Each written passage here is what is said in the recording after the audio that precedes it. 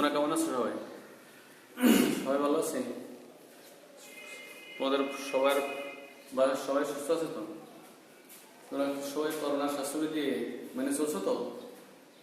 একটা তো মনে রাখতে হবে, আমরা যদি করোনার স্বাস্থ্যবিধি মেনে না চলে, যদি কোনো কারণে অসুস্থ হয়ে তাহলে কিন্তু পড়ালেখা বিঘ্নিত হবে। ফলে যদি ভালো পড়ালেখা আমাদের করতে হয় তাহলে শারীরিক সুস্থতা কিন্তু সর্বপ্রথম, সেই দিকটা আমরা বিবেচনায় রাখবো।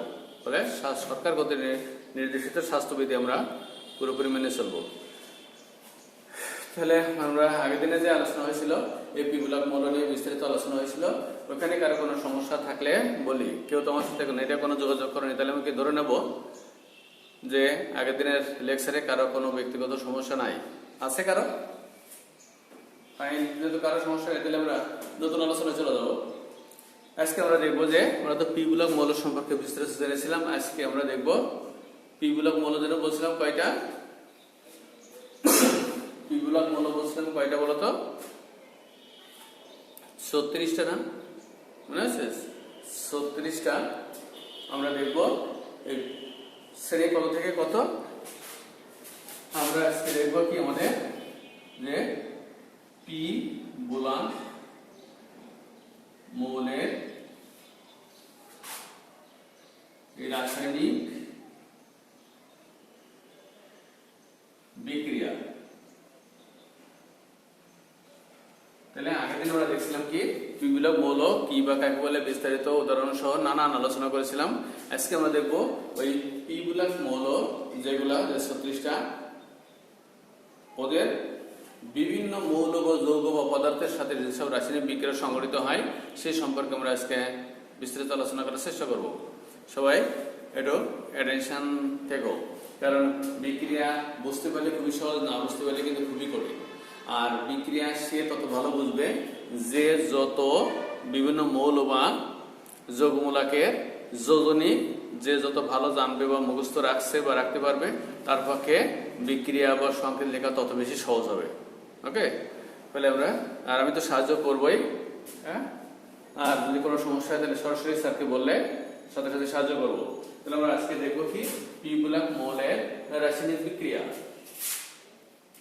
আমরা দেখছিলাম যে পি ব্লক মৌল বলছিলাম কাকে?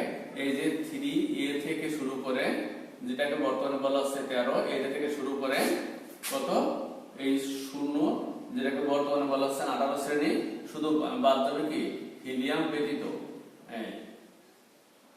এই হিলিয়াম ব্যতীত এই বাকি এই যে 3A শ্রেণী থেকে 54 শ্রেণী পর্যন্ত যে মৌলগুলো আছে সব কয়টাই পি ব্লক মৌল। এবার আমরা একে একে দেখবো। যদি বলি পি ব্লক মৌলের সাথে বিভিন্ন, যেমন যদি বলি পানির সাথে বিক্রিয়া, অক্সিজেনের সাথে বিক্রিয়া, হ্যালোজেনের সাথে বিক্রিয়া, নাইট্রোজেনের সাথে বিক্রিয়া, এরকম। যেমন শ্রেণী 3A শ্রেণীতে মৌল আছে, এখানে প্রথমটা কি বোরন, তারপর কি অ্যালুমিনিয়াম আছে, তারপরে বোরনের পরে কি বোরনের এই যে 3 শ্রেণী, তাহলে 3A শ্রেণীতে আছে বোরন আর অ্যালুমিনিয়াম। যেহেতু শ্রেণী 3 মানে 13, তাহলে এখানে শ্রেণী থেকে কিন্তু আমরা অনেক ক্ষেত্রে যোজনী বের করে নিতে পারবো, ধরতে পারি বা বুঝতে পারবো। যেহেতু এটা শ্রেণী 3 বা 3A বা 13, তাহলে এই শ্রেণীর মৌলের সঙ্গে যোজনী আছে 3, অর্থাৎ 3। এই যোজনী যদি তুমি ভালো মনে রাখতে পারো, দেখো বিক্রিয়া অত্যন্ত সহজ। যেমন দেখো এই 3A শ্রেণীর মৌলের সাথে আমরা যদি এই অক্সিজেনের বিক্রিয়া দিই, এই অক্সিজেনের বিক্রিয়া দিলাম, দিলে দেখবা কি হয়। এই আবার আমরা দেখি 3A শ্রেণী, এই 3A শ্রেণী দেখি আমরা যদি 3A মানে কি 30 শ্রেণী। এবার দেখি আমরা 4A বা এই 40 শ্রেণীর কি মৌল আছে দেখি। এই কার্বন আছে, এই সিলিকন আছে। এই কার্বনের সাথে আমরা যদি অক্সিজেনের বিক্রিয়া দিই, সিলিকনের সাথে অক্সিজেনের বিক্রিয়া দিই, এরপরে কি আছে 3 এর পরে কি আছে 5A, যেটাকে আমরা বলি বর্তমানে বলছি কি 15 শ্রেণী। এই শ্রেণীতে মৌল আছে কি নাইট্রোজেন আছে, আবার কি ফসফরাস আছে। এই ফসফরাস নাইট্রোজেন এর সাথে যদি অক্সিজেন বিক্রিয়া দিই, এর সাথে যদি আমরা অক্সিজেন বিক্রিয়া দিই, আমরা এইগুলো আগে বুঝি শিখি, তো যদি বেসিক বিক্রিয়ার বেসিক জিনিসটা একবার ধরতে পারো, বুঝতে পারো, তাহলে দেখবে কি বিক্রিয়া তোমার কাছে অত্যন্ত সহজ। মানে এই 6টা বুঝলে জানবা যে অনেক বিক্রিয়া বোঝা হয়ে যাচ্ছে যদি তুমি বেসিক জিনিসটা ধরতে পারো। আর বিক্রিয়া তো অসংখ্য বিক্রিয়া, তো প্রতিটাই তো বোর্ডে লেখা সম্ভব না, ফলে রুলসটা বেসিক জিনিসটা নিয়মটা আমরা যদি বুঝতে পারি, শিখতে পারি, তাহলে এর আঙ্গিকে বাকি অনেক বিক্রিয়া আমরা নিজেরাই করতে পারবো। দেখো এই বলুন আমরা এই মধ্যে আছে 3A বা ক্যারোসিনের মৌলে লিখলাম 2টা, তার সাথে অক্সিজেন 2টা দেখছি। আমরা এই বোরন আর অক্সিজেন বিক্রিয়া করে কি তৈরি হবে সেটা সেই প্রোডাক্টের সঙ্গে কিভাবে দেখো আমরা অত্যন্ত সহজে একটু যদি কৌশলী হই তাহলে অত্যন্ত সহজে আমরা কিন্তু বোরন আর অক্সিজেনের বিক্রিয়ায় যে প্রোডাক্ট বা যৌগ উৎপন্ন হবে সেটার সংকেত আমরা ইজিলি লিখতে পারবো। যেমন দেখো এই বোরন আর অক্সিজেন বিক্রিয়া করে কি তৈরি হবে, যাই হোক যেটা যৌগ হবে সেই যৌগের নিশ্চয় বোরন আর অক্সিজেন থাকবে। তা আমরা জানি কি বোরন যেহেতু 3 শ্রেণীর মৌল, তাহলে যোজনী 3, আর আমরা আগে থেকে তো জানি অক্সিজেনের যোজনী 2, তাহলে এখানে অক্সিজেনের যোজনী 2 আর বোরনের যোজনী 3, তাহলে এই 3 অক্সিজেনের ঘাড়ে বসবে আর অক্সিজেনের যোজনী 2 বোরনের ঘাড়ে বসবে। অর্থাৎ আমরা জানি দ্বিমূল্য যৌগের ক্ষেত্রে কি হয়, যোজনী সবসময় কি অল্টারে বসে, অর্থাৎ বিপরীত ক্রমে বসে। এর যোজনী ওর ঘাড়ে, ওর যোজনী এর ঘাড়ে, এইভাবে কিন্তু বিক্রিয়া করার ফলে সংকেত আমরা লিখি। তাহলে বোরনের যোজনী যেহেতু 3, তাহলে এই 3 এর ঘাড়ে বসবে আর অক্সিজেনের যোজনী যদি 2 এখানে বসবে, নাম কি বোরন অক্সাইড। দেখছো বিক্রিয়া কিন্তু খুবই সহজ, অথচ আমরা ছোটবেলা থেকে এটা বিক্রিয়ার ভিত্তি কাজ করে যে ওরে বাবা, এই ওরে বাবাটুকু ভুলে যেতে হবে, বিক্রিয়া না পারলে সমস্ত দায় সারে, কিন্তু আগে থেকে ভয় পেলে ব্রেনে কিন্তু ভালো কাজ করবে না। তাহলে আমরা যদি যোজনী জানি, দেখো যোজনী এর 3, ওই অক্সিজেনের ঘাড়ে অক্সিজেন যোজনী 2 বোরনের ঘাড়ে, এই তো উত্তর এসে গেছে। তাহলে বিক্রিয়া কি এমন কঠিন। তারপরে কি আছে অ্যালুমিনিয়াম সাথে অক্সিজেন, তো অ্যালুমিনিয়াম আর অক্সিজেন পাশাপাশি লিখলাম। অ্যালুমিনিয়াম যদি 3A, অক্সিজেন যদি 2A, এই অ্যালুমিনিয়াম অক্সাইড, এই তো বিক্রিয়া। বলে ভয় কি আছে, শুধু একটু সাহস থাকতে হবে আর যোজনীটা মনে রাখতে হবে। এই জায়গার নাম কি বড় অ্যালুমিনিয়াম অক্সাইড, এর একটা নাম আছে কিন্তু সুন্দর একটা ছোট্ট নাম আছে অ্যালুমিনা, এটা নামটা আমরা মনে রাখবো। আর একটা নাম কি বললাম, নরমালি যেটা আমরা বলি অ্যালুমিনিয়াম অক্সাইড, ঠিক আছে।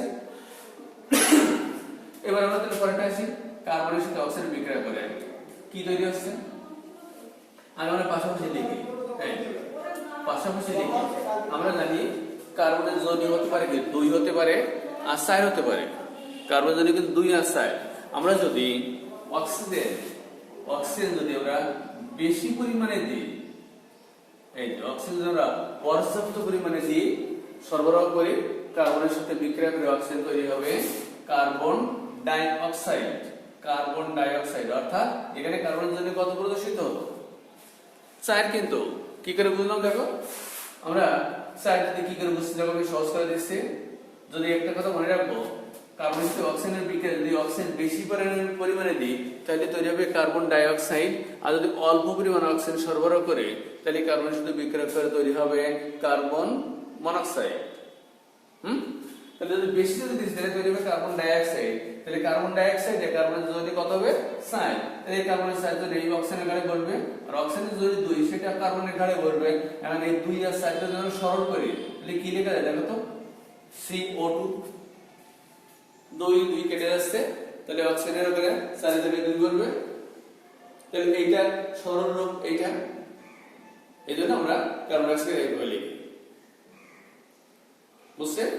তাহলে এখানে কিন্তু আরেকভাবে কিন্তু যদি ধরা যায় যে এখানে একটা অক্সিজেন যদি 2, অক্সিজেন এখানে আছে 2টা, তাহলে 2 গুণে 4, তাহলে কার্বন যদি 4, তুই যেভাবে ধরতে চাও ধরতে পারবা।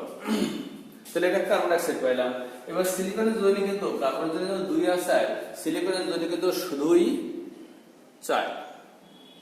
তাহলে যদি শুধুই 4 হয়, এই ক্ষেত্রে যেমন অক্সিজেনের যোজনী কার্বনের যোজনী 4 হয়, সেটাকে কার্বন ডাই অক্সাইড, তাহলে সিলিকনের যোজনী তো সরাসরি শুধু 4, তাহলে তৈরি হবে সিলিকন ডাই অক্সাইড, যেটাকে আমরা ওই যে বালির সঙ্গে বলি না, বালি বা বালু, এই সেই কিন্তু সিলিকা বা সিলিকন ডাই অক্সাইড, যেটাকে বলে বালু। তাহলে আমরা 4 শ্রেণীর তথা 14 শ্রেণীর 2টা মৌলের সাথে অক্সিজেনের বিক্রিয়া দেখলাম, কি করে লাগছে কারো, খুবই সহজ কিন্তু। স্যার যেভাবে বলছি সেইভাবে শুধু একটু বোঝার চেষ্টা করো, দেখবে ভালো লাগবে। এবার আসো নাইট্রোজেন আর অক্সিজেনের বিক্রিয়া। এইখানে একটা কন্ডিশন আছে, এখানে নাইট্রোজেনের এইগুলো যত সহজে বিক্রিয়া হলো, এই বিক্রিয়া কিন্তু অত সহজে সস্তায় হবে না। কারণ আমরা জানি, তার আগে একটা জিনিস আমরা জেনে আসি যে নাইট্রোজেন এই আণবিক সংকেত, এটা যদি আমরা গাঠনিক সংকেত লিখি তাহলে এরকম, অর্থাৎ আমরা কি দেখছি, নাইট্রোজেনের একটা অণুতে যে দুইটা নাইট্রোজেন পরমাণু বিদ্যমান, ওই দুইটা পরমাণুর মধ্যবর্তী বন্ধন সংখ্যা কিন্তু 3, অর্থাৎ 3টা বন্ধন, যা নাকি বেশ শক্তিশালী সমযোজী বন্ধনে আবদ্ধ। দুইটা নাইট্রোজেন পরমাণু 3টি শক্তিশালী সমযোজী বন্ধনের মাধ্যমে আবদ্ধ। আর আমরা জানি, মানে সবাই জানি, তোমরা জানো যে রাসায়নিক বিক্রিয়ায় কখনো কিন্তু অণু অংশগ্রহণ করে না। কি অংশগ্রহণ করে? পরমাণু। তাহলে আমরা লেখার সময় কিন্তু লিখছি দেখো নাইট্রোজেন অণু, অক্সিজেন অণু, কিন্তু আমরা সবাই জানি লিখি অণু কিন্তু বিক্রিয়া অংশগ্রহণ করে কে? পরমাণু। তাহলে নিশ্চয়ই এই অবস্থায় নিশ্চয়ই তারা রাসায়নিক বিক্রিয়া অংশগ্রহণ করবে না। তাহলে কি হবে? অণু ভাঙবে, তারপরে পরমাণু হবে, তারপরে তার বিক্রিয়া অংশগ্রহণ করবে। কিন্তু মুশকিল আছে, এই নাইট্রোজেনের অণুতে বিদ্যমান পরমাণু দুইটার মধ্যবর্তী যে 3টা শক্তিশালী সমযোজী বন্ধন ভাঙতে এত বেশি তাপশক্তির প্রয়োজন হয়, এত বেশি তাপমাত্রার প্রয়োজন হয় যে সচরাচর আমরা সেই তাপমাত্রা প্রয়োগ করতে পারি না। তোমরা শুনলে অবাক হবা যে সেই প্রয়োজনীয় তাপমাত্রাটা কত। অর্থাৎ এই নাইট্রোজেনের অণুতে বিদ্যমান এই যে 3টা সমযোজী বন্ধন ভাঙতে তাপমাত্রার প্রয়োজন হয় 3000 ডিগ্রি সেলসিয়াস। আবার বলছে, নাইট্রোজেনের অণুতে বিদ্যমান পরমাণু দুইটার মধ্যবর্তী 3টা শক্তিশালী সমযোজী বন্ধন ভাঙতে প্রয়োজনীয় তাপমাত্রা হচ্ছে 3000 ডিগ্রি সেলসিয়াস। সেটা একটা অবিশ্বাস্য, মানে অনেক অনেক বড় একটা তাপমাত্রা। সেলসিয়াস স্কেলে 3000 ডিগ্রি, সেলসিয়াস স্কেলে 3000 ডিগ্রি তাপমাত্রা মানে কিন্তু একটা বিশাল ভয়াবহ তাপমাত্রা। তাহলে সচরাচর এই তাপমাত্রা উৎপন্ন করা প্রায় অসম্ভব। সেই জন্য আমাদের পক্ষে ওই বিক্রিয়াটাও কিন্তু হরহামেশা করাও সম্ভব নয়। মাঝে মধ্যে দেখবা কিন্তু যখন এই ঝড় বৃষ্টির মৌসুমে, যখন এই যে আমরা কি বলি গ্রামীণ ভাষায় কি বলে, যে বলে বাস পড়িছে, যেটা আমরা কেমিস্ট্রি ভাষায় বলি কি বজ্রপাত। এই বজ্রপাতের সময় যে হঠাৎ আমরা একটা আলোক ঝলকানি দেখি, ওই সময় যে একটা শব্দ হয়, দেখেছো মানে কেউ হয়তো অনেক বড় বড় বিরাট একটা গাছের, হয়তো জীবন্ত গাছের উপরে হঠাৎ ওই যদি বজ্রপাতটা ওই গাছটার উপর দিয়ে মানে আর কি পড়ে, তাহলে দেখা যাবে কি জীবন্ত গাছটা, জ্যান্ত গাছটা, যেটা সবুজ গাছটা এক মুহূর্তের ভিতরে, এক পলকে, 1 সেকেন্ডও লাগবে না, তার আগেই ওই একদম পুড়ে কয়লা করে একদম কালো কালো হয়ে গেছে। তাহলে ভেবে দেখো, একটা বড় একটা মোটাসোটা জীবন্ত গাছ, এর উপরে ওই বজ্রপাত পতিত হওয়া মাত্রই কি হচ্ছে, সে 1 সেকেন্ডের মধ্যে কি হচ্ছে, কয়লায় রূপান্তরিত হয়ে যাচ্ছে। তাহলে কি কারণে হয়? কারণ ওই সময় কেবল সৃষ্টি হয় এই 3000 ডিগ্রি সেলসিয়াস তাপমাত্রা। ওই সময় যে অঞ্চল দিয়ে ওই বজ্রপাতের এই তাপমাত্রাটা পৃথিবী পৃষ্ঠে আসছে, তখন আস্তে আস্তে বায়ুমণ্ডলীয় স্তর ভেদ করে আসা লাগে। তাকে এই বায়ুমণ্ডলীয় স্তর এই ভেদ করে আসা লাগে। তো এই বায়ুমণ্ডলীয় স্তরে যদি কোনো নাইট্রোজেন গ্যাস থেকে বসে, তাহলে ওই তাপমাত্রার সংস্পর্শে আসতে পরে এই নাইট্রোজেনের অণুতে বিদ্যমান 3টা শক্তিশালী সমযোজী বন্ধন ভেঙে যায়। যখনই ভেঙে যাবে তখন এটা কি হয়ে যাবে, নাইট্রোজেন পরমাণু হয়ে যাবে। যে এমনি পরমাণু হলো, সে এমনি সে বিক্রিয়া করার উপযুক্ততা অর্জন করলো, সাথে সাথে সে বিক্রিয়া অংশগ্রহণ করা শুরু করবে। আর আমরা জানি বাতাসে শুধু বিভিন্ন প্রকারের মানে গ্যাসীয় পদার্থ আছে, যেমনি সে ভেঙে এই পরমাণু তৈরি হলো এই নাইট্রোজেন অণুটা, সেমনি এই বাতাসের অক্সিজেন বিদ্যমান অক্সিজেনের সাথে বিক্রিয়া করে কি তৈরি হবে, এই যে নাইট্রিক অক্সাইড। কিন্তু অবশ্যই এখানে তাপমাত্রা 3000 ডিগ্রি সেলসিয়াস উল্লেখ করে দিতে হবে, নাহলে কিন্তু এই বিক্রিয়া আদৌ সম্ভব না। এই জিনিসটা আমরা এমসিকিউর জন্য কিন্তু খুব গুরুত্বপূর্ণ। এই তাপমাত্রা 3000 ডিগ্রি সেলসিয়াস, এটা আমরা মনেই রাখবো। এমসিকিউতে উপকার হবে, এই বিক্রিয়াটা আমরা বুঝতে পারবো, ব্যাখ্যা দিতে পারবো। ঠিক আছে?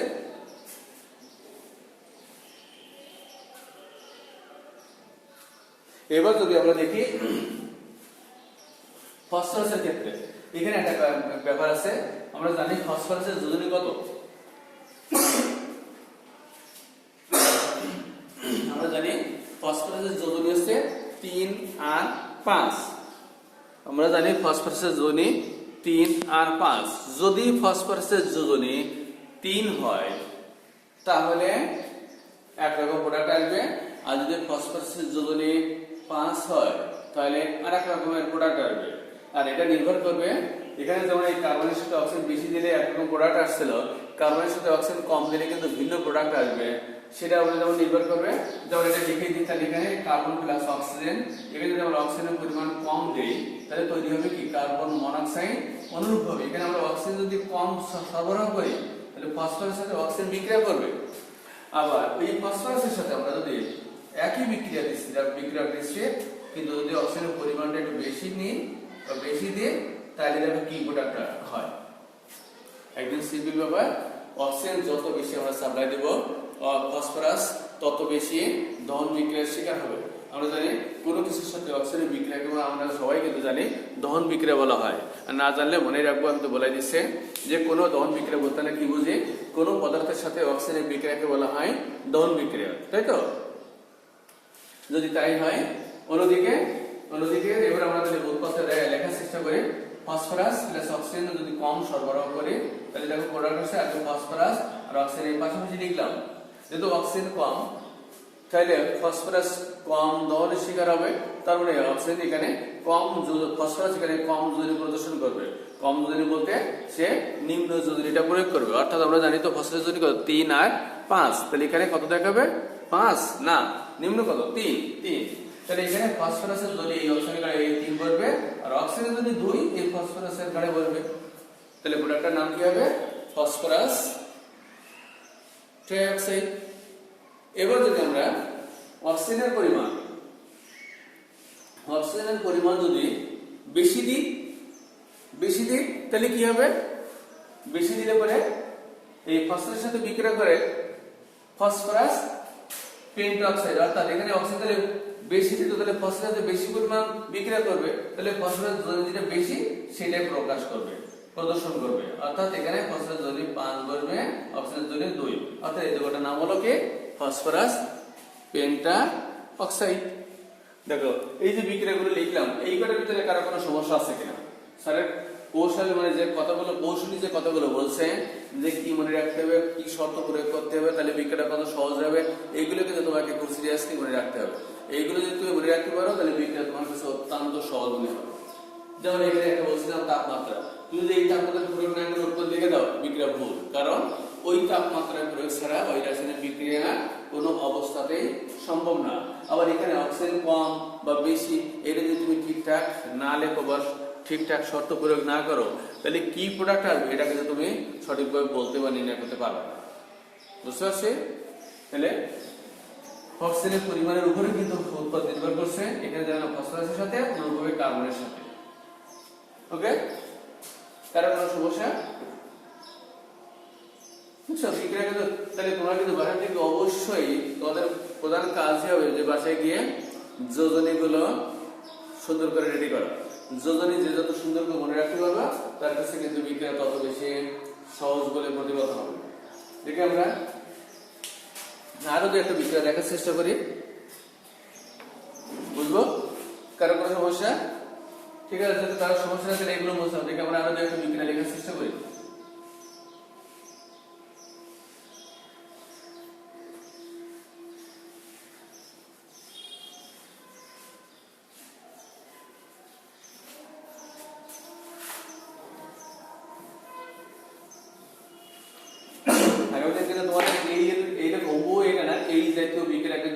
লিখতে দেওয়া হবে, দেখবো সে কেমন পারে। বাসায় গিয়ে কিন্তু ভালো মতো প্র্যাকটিস করে বিক্রিয়া।